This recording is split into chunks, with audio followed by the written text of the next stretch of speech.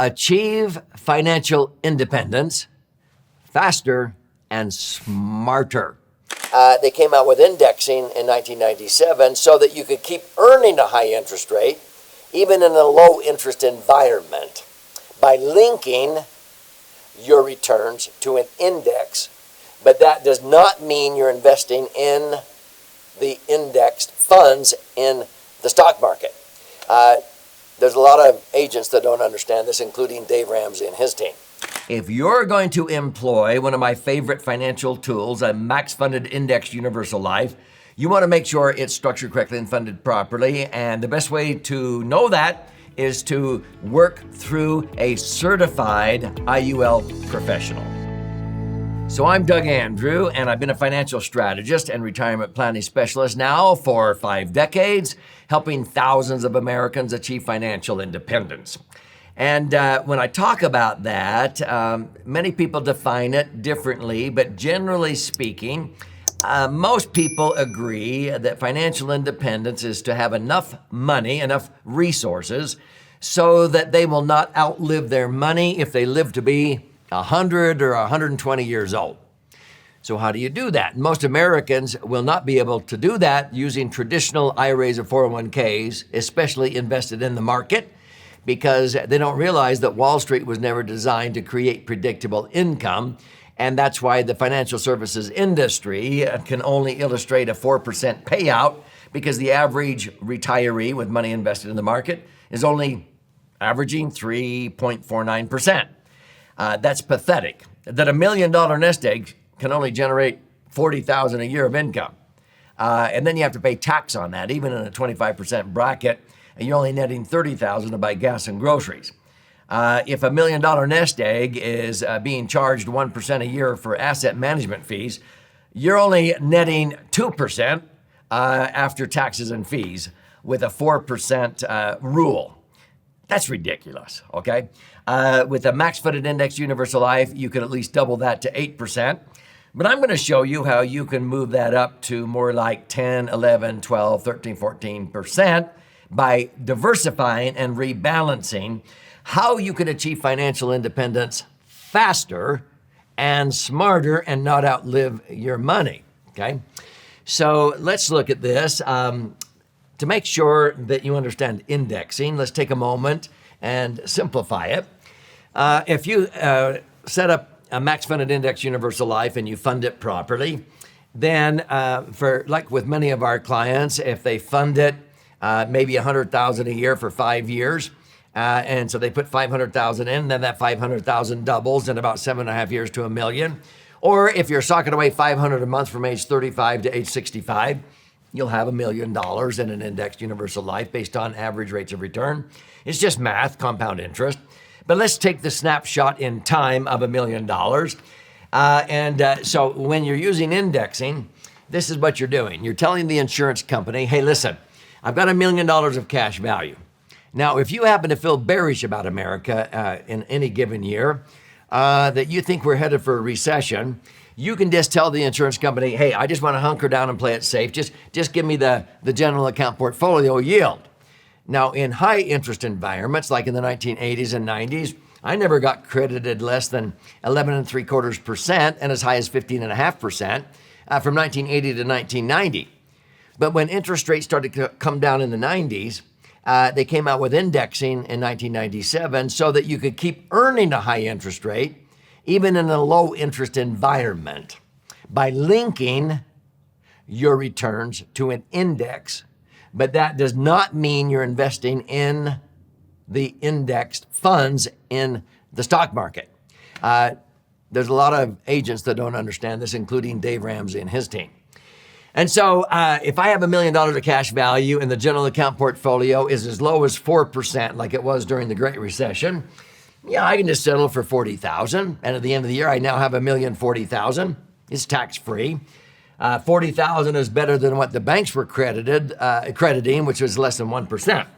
But anytime I feel bullish about America, and I think that the economy is going to grow over the long haul, I can link some or all of my million to an index or indices of my choice. Let's keep this simple, because I could link to the S&P 500, the Dow Jones, the Russell 2000, the Barclays Dynamic Balance Index. We have many clients who diversify, as I'm going to show you here, in 5 different indexing strategies. Okay, let's just keep it simple and let's say it's the S&P 500. Now, here's what a lot of agents don't understand. They think indexed universal life is where your cash values inside of the insurance policy are invested in an index mutual fund. No, you would have lost 40% in 2008 with your indexed universal life if that's what you did, is invest in an index mutual fund. The S&P 500 index dropped 40%. Our clients were cheering in 2008. Go, because they didn't lose a dime. They may not have made anything, but they didn't lose. But the first 90 days of 2009, most of our clients locked in gains of 16% tax-free after not losing a penny with indexed universal life. Well, how? Okay, here's how indexing works. You're telling the insurance company, now the interest you're paying me, okay, that you're earning, 4%, I'm willing to give up that interest, at least for the next year or 2 years, however long the linking period is. So you can take the interest on my million, this would be 40 grand, and I'm willing to give that up so that you can fund an options budget so you'll have the wherewithal to pay me whatever the index that I choose or indices I choose does. So if the S&P 500 goes up 8% that year, they'll pay me 80 grand on my million. How can they afford to do that? Because 40,000 of options double to 80,000. They're big boys and girls. They know what they're doing. Or if it goes up 12%, they'll pay me 120 grand on my million. How can they afford to do that? Because 40,000 of options purchased, will grow to 120 grand. Okay?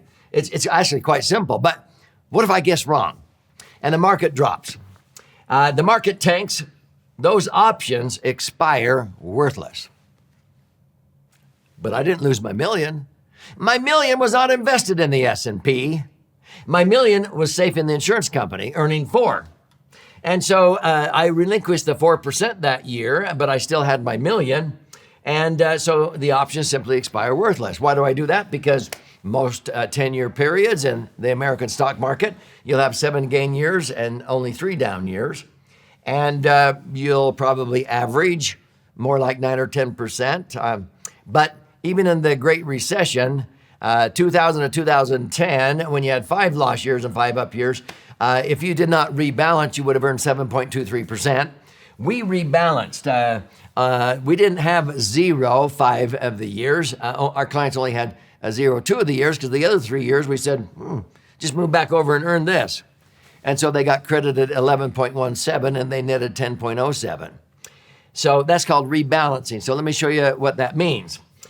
When you are telling the insurance company, hey, anytime you can take the interest on my money and fund an option budget to have the wherewithal to pay me gains, but I don't lose, and my money will then always come back to the million where I started, that's really nice. You don't lose when the market goes down.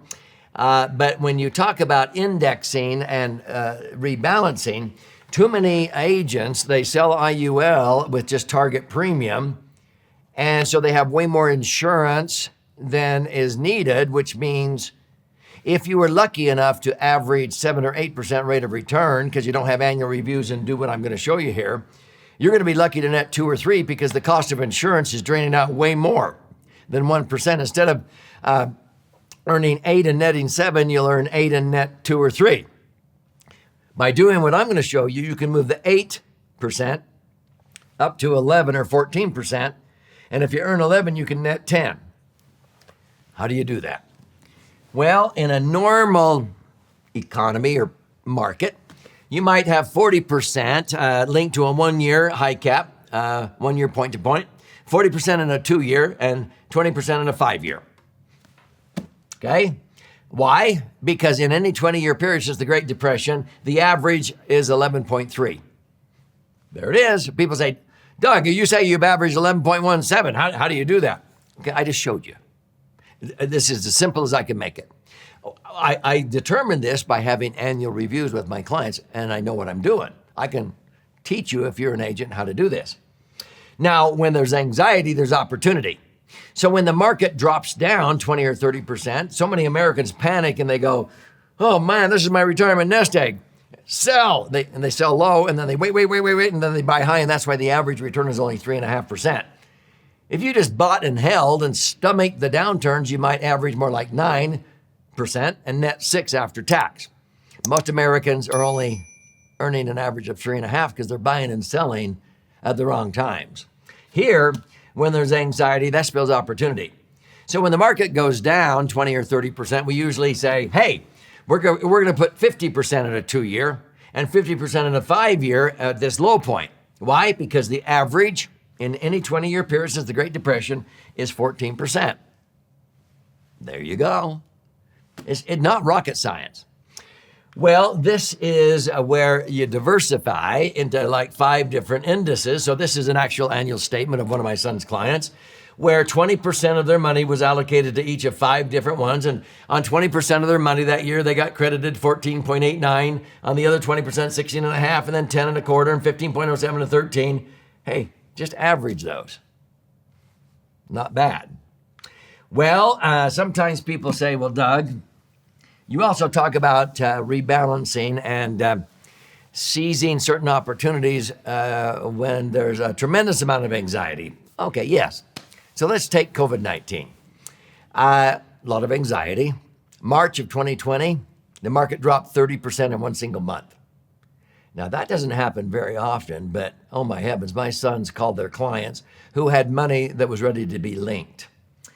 Here's an example of a client that had, they actually had about $36,000, and they took half of that, $18,000, $6,000, and $6,000, and linked it to 3 different ones, and they got 9%, 12%, and 7.25, okay?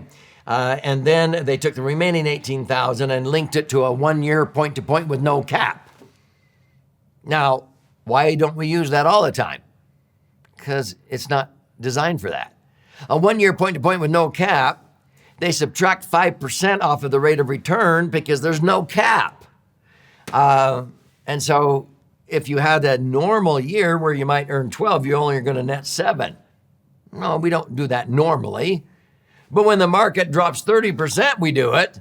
And so on that 18,000, the market was up 66.33% 1 year later in March of 2021. And he got credited 61%. On 18,000, he made another 11,500. That account value was 29,000 at the end of the year. There you go. People go, I've never seen an IUL policy do that. Well, you're looking at 99% of the IUL policies out there that are sold wrong, okay? So what about this client? My son has a client. They had they actually started out with $6 million in their IRAs or 401ks when they came to us. And all of a sudden they realized they're never going to be in a lower tax bracket. They were in the highest tax bracket in the state of California.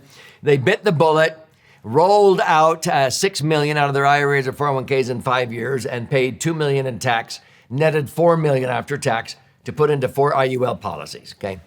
And then those 4 IUL policies grew at about a 10% rate of return in the next 7.5 years to $8 million. Now, in March of 2020, my son told him, hey, you've got $852,000 in one of your policies that's ready to be linked. Link. So they did, and they got credited 61.33%. A year later, they had $535,000 of interest on that portion of their cash value, and that was worth $1,387,000. There you go. That's how you achieve financial independence faster and smarter than just setting up an IUL with any old agent, your nephew or your brother-in-law, and they don't know, and they put way more insurance than you needed, and so you're lucky to earn 7 or 8 and net 2. It would be far better to move up and earn 11 and net 10. Is this making sense? You do that by talking to a certified IUL professional, so that when you get annual statements, 12.88% average rate of return since you took out this policy, 11, 12, 15 years ago. That's not bad. I have critics out there because they don't see these very often because, unfortunately, so many agents don't know what they're doing. And they say, show us any IUL policy that has outperformed the original illustration. And so we do several of these on my YouTube channel. He has $110,000 of cash value. It was originally projected to only have $63,000. He's achieving financial independence faster and smarter. He's averaging 12.88, and we only illustrated 8.5 or 9 when he took it out. We do this all the time. So what I'm talking about is making sure that if you're a consumer, you want to work with a certified IUL professional. And in order to become certified, you have to get 100% on a very complicated 100-question exam. Not 80%, not 90%, 100%. Now, if you are a professional, I'd strongly recommend you get certified and that you learn how to do what I've been talking about here, or you're going to be doing your clients a disservice. They're going to miss out on a fortune, okay? And so it begins by studying my book, The Laser Fund. Now, this is 300 pages, jam-packed with information. This white covered side is about 200 pages, 14 chapters, with all the charts and graphs and explanations if you are a left brain learner. If you're a right brain learner, you flip it over to this one. The orange covered side, and this is about 100 pages, 12 chapters with 62 actual client stories, okay? If you want to use your whole brain, then read both of these books, but it retails on Amazon for $20. I'll pay for the book. You simply go to laserfund.com or click on the link below, contribute a nominal amount towards the shipping and handling. I require some skin in the game, okay? I'll cover the rest of that if the shipping and handling costs more than that, which it usually does. I'm okay, I'll cover the rest of that, and I'll pay for the book. I'll fire out a hard copy to you via priority mail. Now, while you're in there claiming your free copy, if you like to also listen and learn and watch and learn, there's those formats available. You can schedule for a free webinar, which we teach on a weekly basis. There's no charge.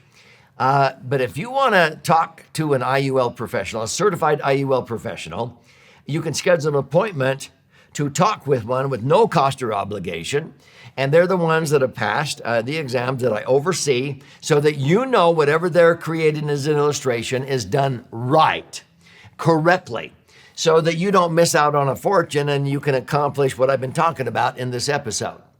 So make sure that you learn, that you know, and frankly, when you read this book, you'll know more than 99.9% of IUL agents out there. And I want you to be educated. Education is power.